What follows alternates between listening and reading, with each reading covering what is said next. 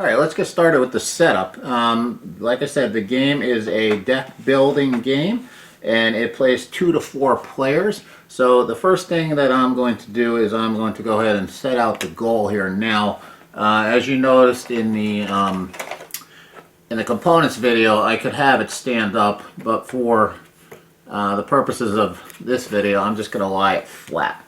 Okay, and now I'm going to set this up as if it were a 2-player game. So in a 2-player game, you use all the goalie cards and you go ahead and you put all the level 1s on top, then the level 2s and the level 3s, then the level 4s. It really doesn't matter what order you put them in because all the level 1s take a 9 to beat.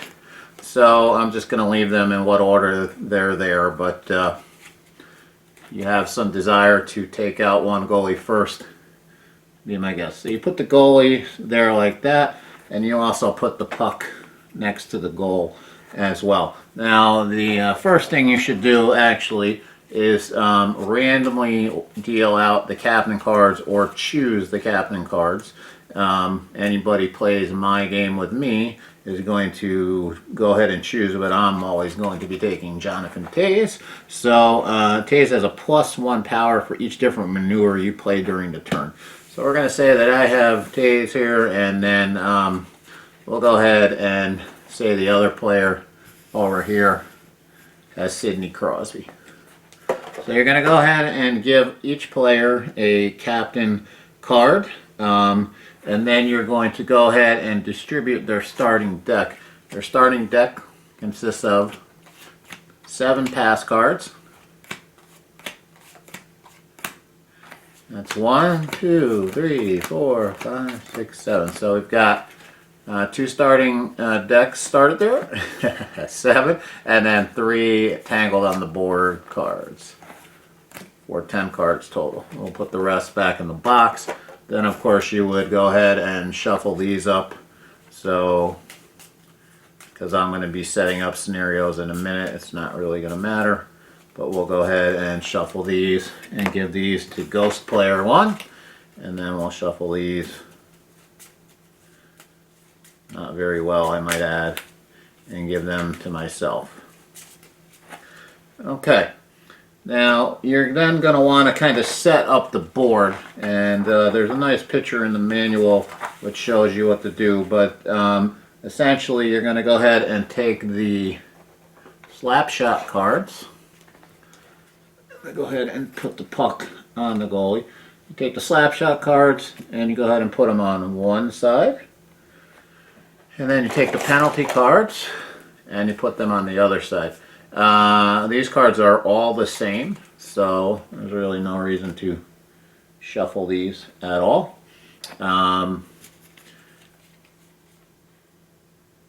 Sorry, never really looked at whose picture that was on there. Anyway, and then you're going to take the main deck. Now there are a lot of these cards, as you can see. The card quality is pretty good, but like any card game, if you're going to shuffle this amount of cards, break it up and shuffle them.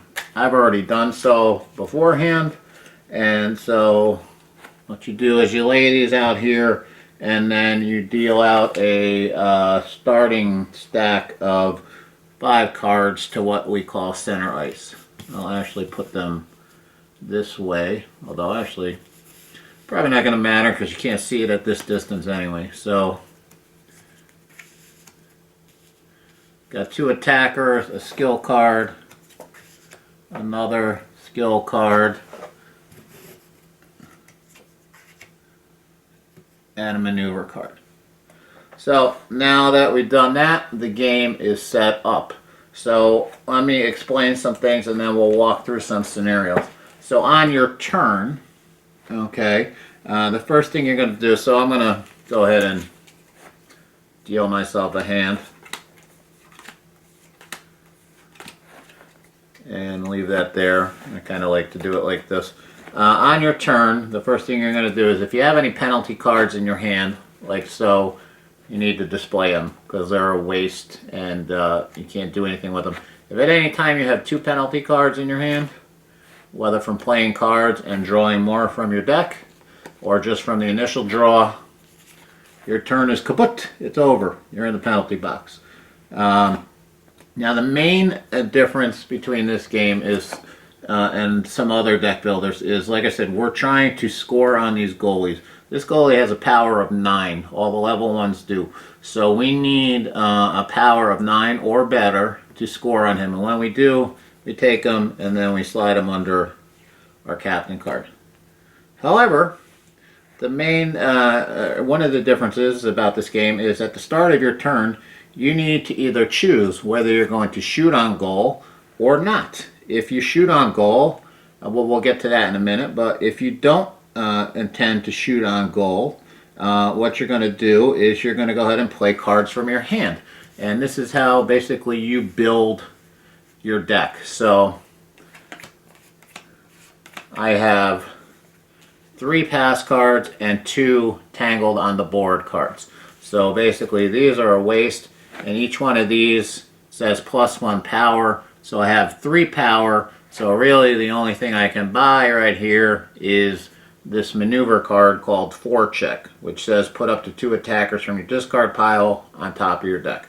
So I would then take this, scoop these away, and they would go on my discard pile, which would be shuffled like any other deck builder. When you need to draw, you shuffle. Now, you can buy as many cards as you want from the middle, depending upon how much power you have. So if I somehow had 10 power and I could buy 3 cards in there for 10, then I could go ahead and do that. So when you're not shooting on goal, your turn is basically play your cards, buy cards, and go. You cannot buy cards and then decide you want to shoot on goal. It's either or.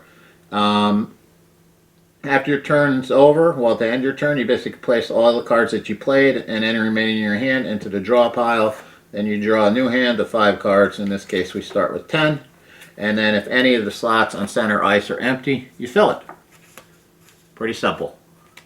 So that's a turn where you're not shooting. So I'm going to go ahead and kind of work the cards a little bit here and get some hand set up so I can show you what happens if you do shoot on goal. So we'll be back in just a minute.